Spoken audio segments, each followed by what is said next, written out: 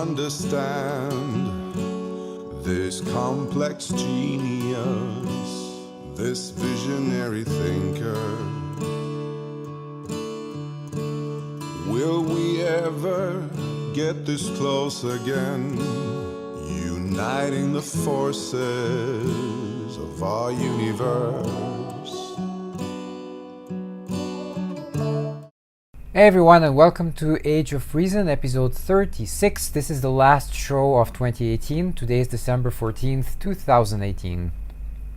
I'm GC, and we have another exciting episode of Age of Reason today. I'm going to talk about climate change. I wanted to cover that last week, but it was already too much material, so I'm doing that today. And I'm going to finish the show by mentioning my top global event of this year, as well as my top 10 favorite films and TV shows that I have watched this year. So what it means is that the production year is not necessarily 2018, it's just I have seen these things this year.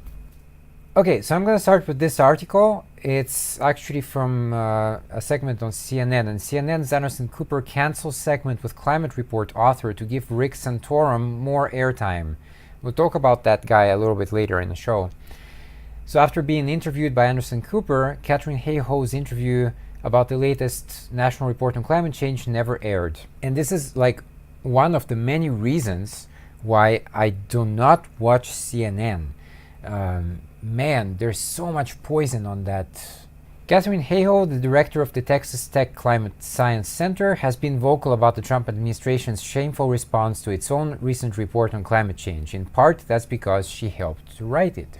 Hayhoe co-authored the report with federal scientists from 13 different agencies who concluded that the US will warm at least 3 to 6 more degrees by the end of the century unless fossil fuel use is reduced significantly.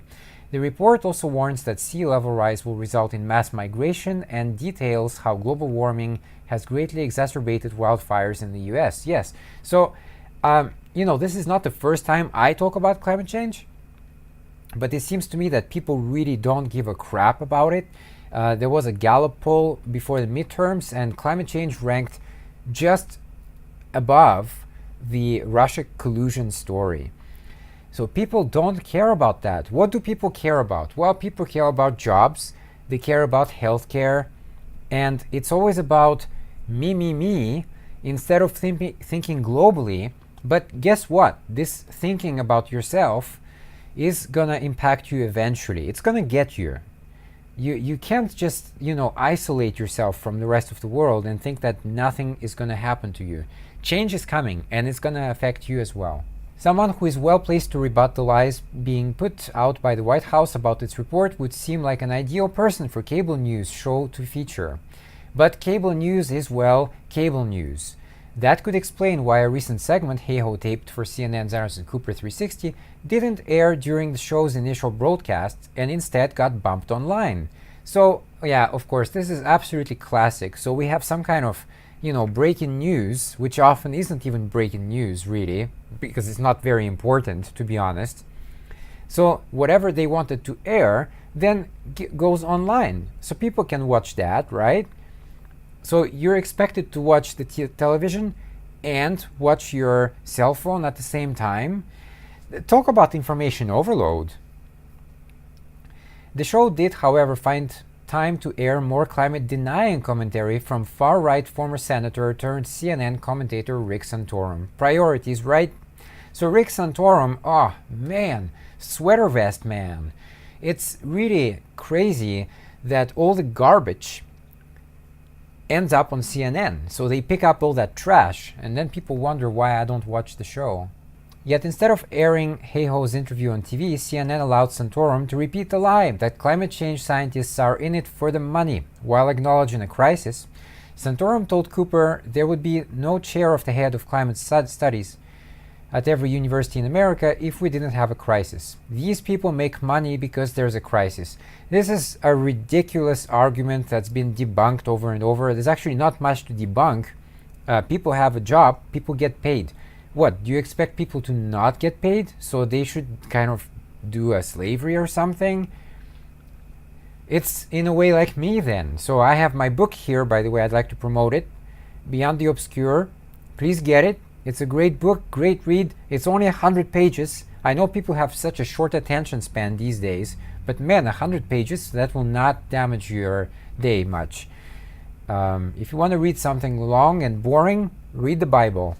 But anyway, this type of argument, I mean, I work for free. Actually, I do work, but it's absolutely on volunteer basis. I get no money from it.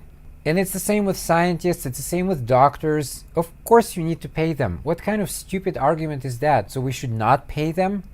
So try to stop paying doctors then, and then go to a hospital and see how volunteer doctors care about you. Throughout history, scientists have found it very tough to make a living. I absolutely believe that they're in it for the benefit of the planet. They're doing a service to the planet. It's not necessarily a career. And to be a scientist is not easy at all. You have to write many research papers and they have to be peer reviewed because otherwise it's not really serious. There's a lot of Christian scientists out there, but they don't have any papers published. So why should we pay any attention to what they say then? Why is climate change important? Because it's going to affect everybody and the cost of fixing these problems is going to keep increasing. So this is from another article, but it says here that in the period 1971 to 2005, since the beginning of a trend towards increased intense cyclone activity, losses excluding socioeconomic effects show an annual increase of 4% per annum. So every year you're going to keep adding and adding and adding, and eventually it's just absolutely unsustainable. And because the disasters will be on such a large scale that there is no way that you're going to pay for it. And we're not talking about just even millions of people affected. We're talking potentially many billions. I mean, the majority of the population of the world. And then these people, where are they going to go? If their country gets flooded, they can't live there anymore unless they become some kind of aquatic creatures, which that's not going to happen. So where are they going to go, and who's going to have them, and why? We have perhaps a responsibility from a compassion point of view, but when you talk about countries and borders, these people have absolutely no responsibility for what happens outside of their border, really. Santorum became a CNN senior political commentator in 2017 and is paid to regularly espouse right-wing views, only occasionally disagreeing with the Republican line. Media Matters for America pointed out that while Hayhoe was not paid anything for her participation in the creation of the NCA, Santorum received a lot of money in Senate campaign contributions from the oil and gas industry between 1995 and 2007. Well, of course, what else do you expect? Santorum also served as a consultant for Consol, a gas and coal company in Pennsylvania. Again, no surprise there. These people are absolutely in the pocket of the fossil fuel industry. They're actually there as almost a lobbyist for that industry. They should not work in that environment.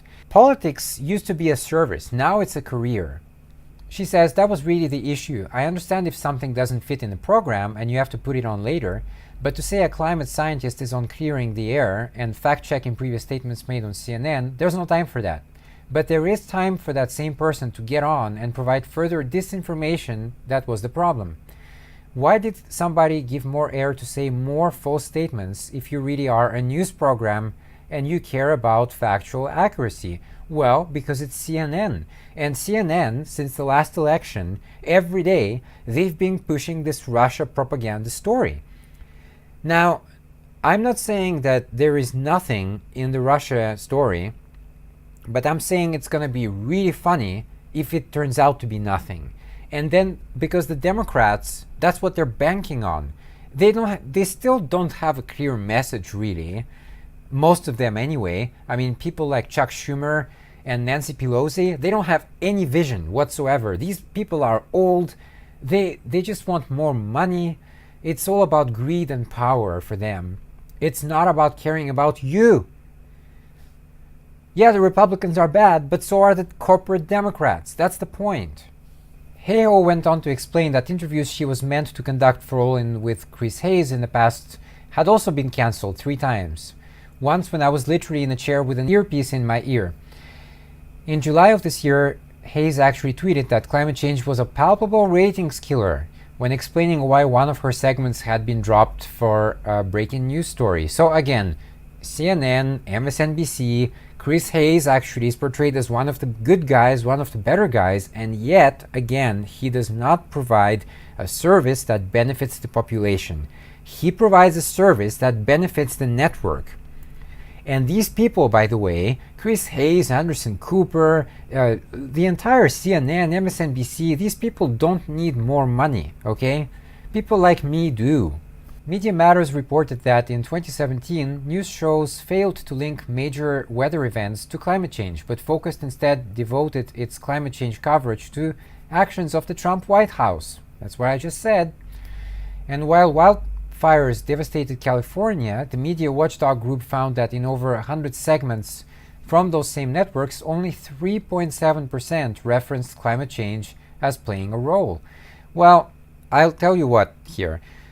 Climate change does not play a role in some events. At least there is no research to support that. For example, earthquakes. There is no apparent link between, the global warming and earthquakes. But there is a link, though, between that and hurricanes, that and typhoons, that and wildfires. And every year it seems to be getting worse and worse. In fact, seems is not the right word here. It is getting worse every year. Every year we're seeing an increase in the global average temperatures. And that has its own effects. In 2016, Media Matters reported that CNN gave almost 5 times as much airtime to ads for the American Petroleum Institute as it did to record-breaking temperatures in 2015 and early 2016. This didn't study... There's an error in this article, actually. Yeah, they should really hire some proofreaders. Hey guys, I'm free, by the way, so please hire me. I will check your articles. Just pay me something. This study didn't even include ads for Coke Industries that also aired during that time. When told about these last numbers, Hayhoe said, "You know what ad came on before my segment online? It was an ad for Shell." Well, of course. Again, this is not surprising at all. Not surprising at all.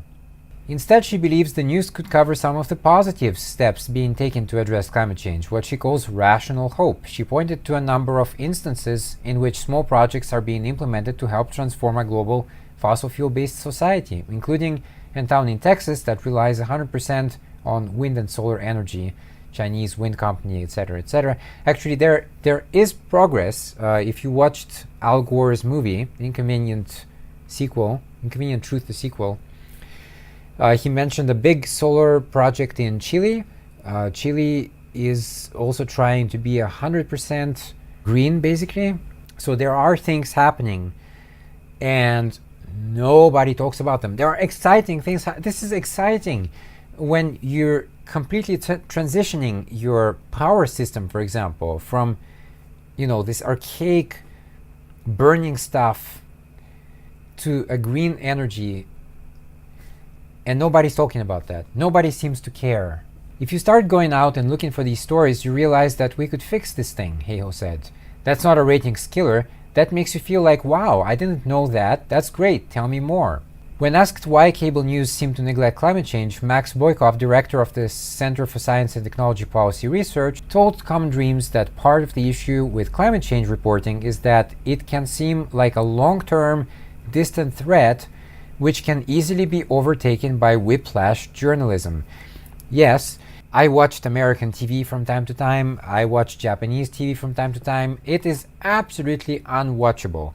The amount of garbage that is fed, especially through commercials, is enough to make one person go insane and actually go on a killing spree or something. No, I mean, it's that bad. And people don't even realize it most of the time. A lot of the stuff goes into your subconscious as well, so you can't even control that information, all that, the noise and the sound, of course the images that you see.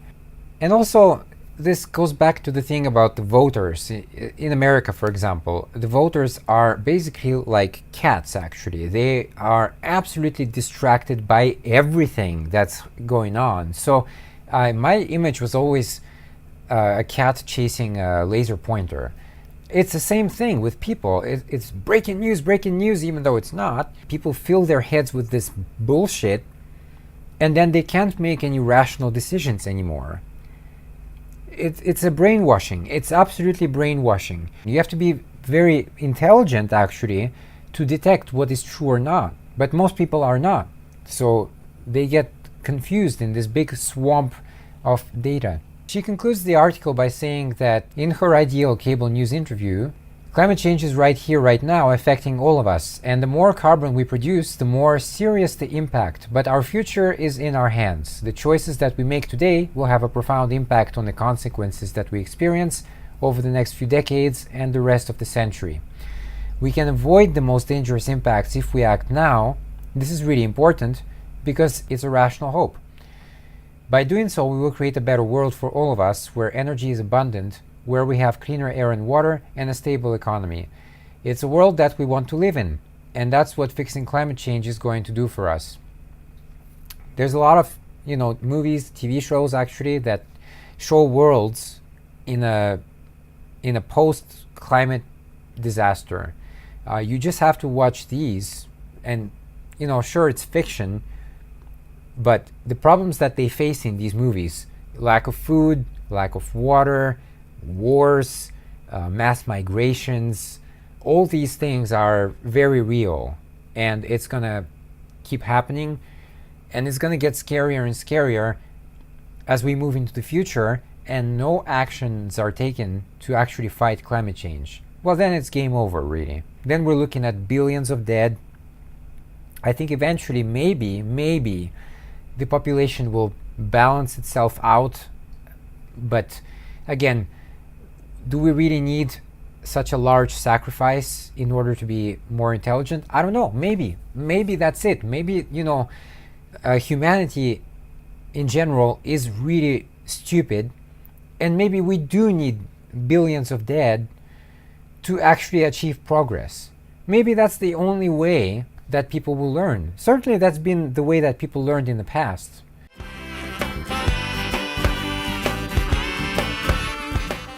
Okay, so now I'm going to talk about my top event of this year. And again, the people who know me, it's not really surprising, but for me, definitely the launch of the Falcon Heavy. I think it was in February. Even Musk said that it might explode because, they're trying new things and there's a lot of vibration, acoustic vibrations, and we just don't know what's going to happen. There was a lot of hype around the event, but it did deliver for once. A lot of things are hyped up but don't deliver at all. This did. Well, I'm just going to let you enjoy the final 30 seconds of the launch because, man, that was something. T-minus 30 seconds. Launch director on countdown 1. SpaceX Falcon Heavy, go for launch. Falcon Heavy is configured for flight. T-minus 15, stand by for terminal count. 10, 9, 8, Side booster ignition. 6, 5, 4, 3, 2, 1, 0. Ignition. Off.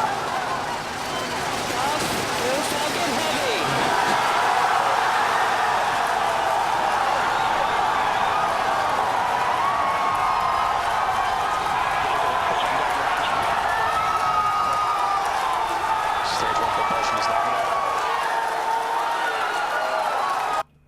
Anyway, that's just amazing. I stayed up to watch this. It was around 5 o'clock in the morning in Japan. It was actually delayed twice. I was really kind of irritated. Well, irritated, when I say irritated, of course I don't blame SpaceX or, the weather. That would be just stupid. It's just irritating a little bit because, it's late and I have to stay up. But it's not so uncommon for me that I stay up to watch rocket launches. Anyway, it was delayed twice, and I actually thought it would be cancelled. So if it's cancelled, I think they would retry the next day. So it's kind of the same thing. Again, you have to reset your schedule for that. So the rocket itself had 3 boosters, right? And the 2 side boosters decouple and they land, and the center core was also supposed to land. Unfortunately, it crashed, but the side booster survived, and this is the landing sequence. And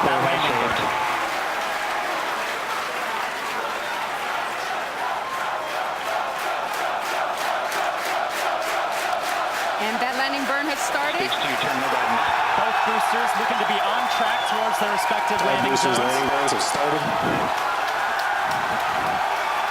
Side boosters landing legs have deployed.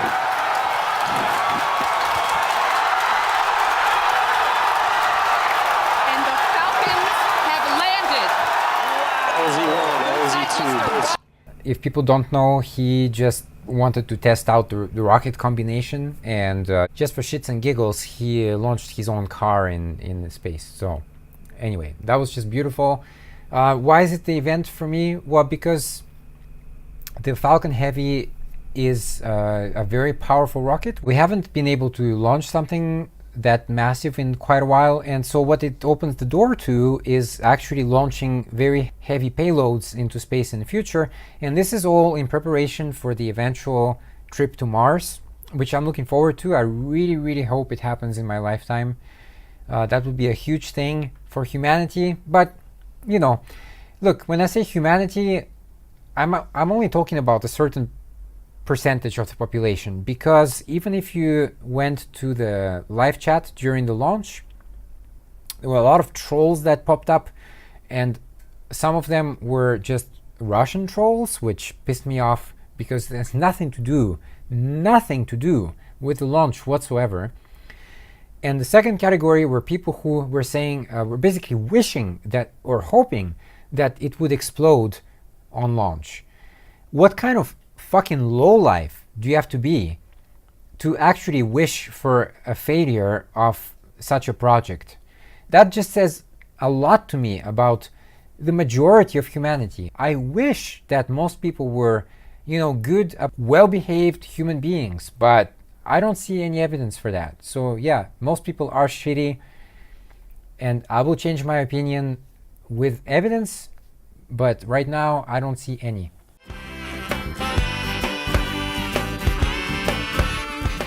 I'm going to mention my top things that I've seen this year. I'm going to start with number 10, and I have to say It. So this is the remake, and of course it's based on the book by Stephen King. Okay, I'm not a huge fan of horror because a lot of the time it's very disappointing. It's not well done at all. It's those cheap tricks that they use all the time, like something popping up when you actually expect it to pop up. It's not scary at all. This movie, I was expecting it to be bad, or just as bad as anything else really, but it was a pleasant surprise. They did much better than I thought. Next is The Expanse. The Expanse, this was season 3 this year, so this continues the adventures of James Holden and the gang. The interesting thing here is that in the poster they actually put Bobby in the center, and I thought she would become the main character this series, and she didn't, but she still had a pretty big role, and I really like the actress. She really did a good job here. At number 8 I got Kimi no Nawa. This is a Japanese anime feature film, and just the story is really strange. I'll read this bit here. There's a high school girl in a region. She's bored with the country life and wishes to be a handsome boy in her next life. Strange already. She begins switching bodies with a boy in Tokyo when they wake up, and they start to communicate by writing messages on paper, leaving messages on their phones, and sometimes writing something on their skin. So of course when they wake up they see what the other person wrote, so it's kind of this weird communication thing. That's just the beginning, that's just the setting. You have to watch this because this is a Makoto Shinkai film. He makes really good stuff that makes you think about life in general, and that's my type of stuff. Next on the list, again, it's not new, but I only watched it this year. This is Steven Spielberg's Empire of the Sun with very young Christian Bale. John Malkovich is in there as well. A great movie about the Japanese occupation of China. I think it's in Shanghai. And so he gets also captured, a group of foreigners, and they go to a kind of internment camp. And, you know, he makes friends with some Japanese people there, especially a boy, and there's this whole emotional story there. Anyway, very good film. I do recommend it. All right, at number 6, I got Spacewalker, but that's the English title. The Russian title is Время первых. It's also called The Age of Pioneers, so it's a movie with many titles. The movie is about the Russian cosmonaut Alexei Leonov, who was the first human to perform a spacewalk. I have a very low expectation of Russian films in general, but I have to say it is getting a little bit better, and this movie was definitely very, very good. Okay, at number 5, and this is of course related to what I talked about earlier on in the show. It's a documentary Before the Flood, hosted by Leo DiCaprio. Not much to say, you just have to watch it, understand it, and hopefully learn something. Look, it's climate change. It's going to be with us now, especially this century. This century is going to define many things. 4, I got Black Mirror, again, not new.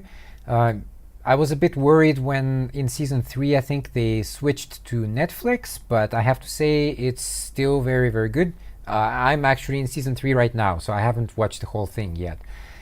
Each story seems to be independent from each other, but they all offer some sort of critique of modern society.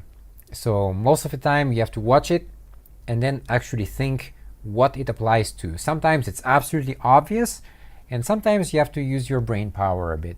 Okay, at number 3 I got a very unusual film. I usually don't watch these movies. Jet Li plays the father of an autistic son, and basically that's it. That's kind of their interaction in the movie. It's really, really beautiful. It's emotional.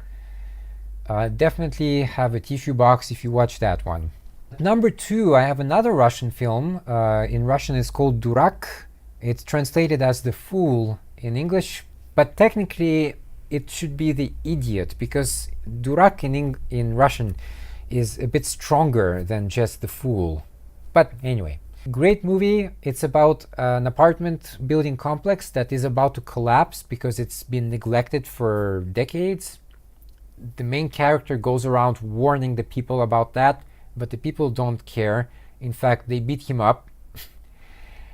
And the movie also exposes corruption in Russia brilliantly, in my opinion. I would have thought that this movie would be banned, of course, but it wasn't. Anyway, it's a great watch if you just want to understand the level of corruption that goes on there at the highest level.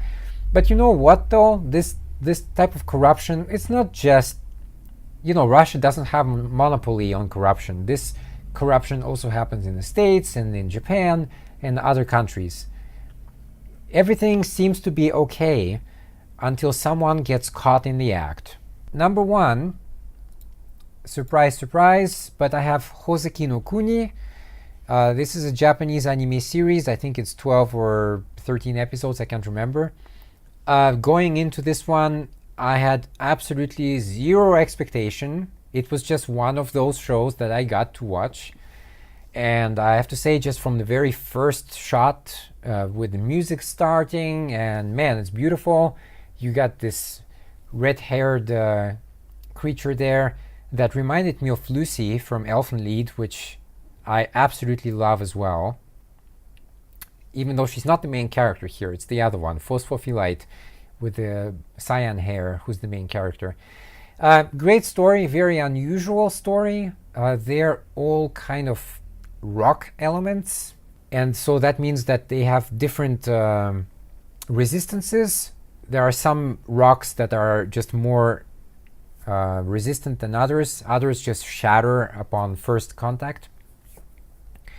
And this is only season 1. I don't really know where they're going yet, but I'll just say that I didn't expect this to be my favorite thing this year, but it is. Definitely I recommend it. I want to remind everybody to please get my book. There's going to be a small discount on ebooks for the Christmas period and New Year period. So please support me. It means a lot. And, you know, I would like to start on my next book, but I can't really start writing. Writing is not easy, okay? How many writers do you know? Personally, I mean. It is difficult, and it seems more difficult if nobody's buying it into the project. So again, I don't want to be some kind of slave, just working my ass off for what? Just for my own enjoyment? I have other things to do for that. On that note, I do want to wish you happy holidays. I hope you guys have a break. We all deserve a holiday from time to time. We're not machines, we're not robots. We all need a break. It's important. Getting enough sleep is important as well. I hope you have a happy new year and a good party. Drink, of course, if you want, but drink responsibly, of course. I'm gonna take a month off as well. I'm getting a little bit tired. There's still a lot of things to do. I still got a few shows to edit as well. And I'm working on 3D art, so my schedule is still full no matter what. But I am taking a break from the show, and I will see you about a month from now in the middle of January. So on that note, see you.